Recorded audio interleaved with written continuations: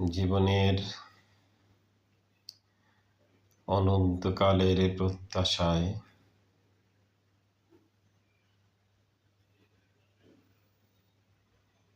কেউ বেঁচে থাকতে পারবে না। মহাকালের স্রোতে সকলকেই হারিয়ে যেতে হবে। ক্ষণিকের জীবনে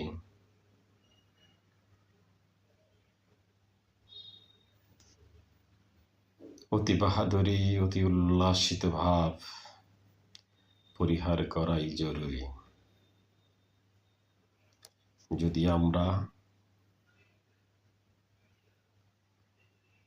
কেউ দীর্ঘদিন বেঁচে থাকার প্রত্যাশা করি, সেটা হবে ভুল। জন্মের পরক্ষণেই মৃত্যুর চিন্তা মাথায় নিয়েই আমাদের এগোতে হবে। আমি এখন যা করলাম, মৃত্যুর পর কোনো পিছু টান যেন না থাকে। মৃত্যু বিধাতার বেঁধে দেওয়া যতগুলো নিয়ম আছে পৃথিবীতে, তার সর্বোৎকৃষ্ট একটি নিয়ম। বিজ্ঞান, ধর্ম, কর্ম কোনো কিছুই এই নিয়মকে অতিক্রম করতে পারেনি, ভবিষ্যতেও পারবে না।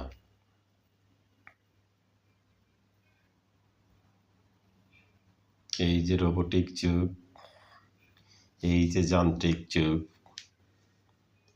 এগুলার কোনোটিরই স্থায়িত্ব নেই।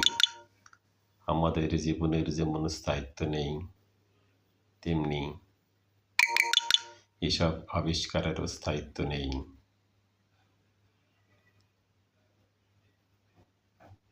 এই যে সভ্যতা, এই যে সভ্যতার গুণগান,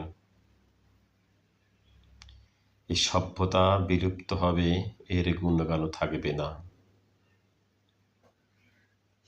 পৃথিবী ধ্বংস হবে, মানুষের জীবন ধ্বংস হবে।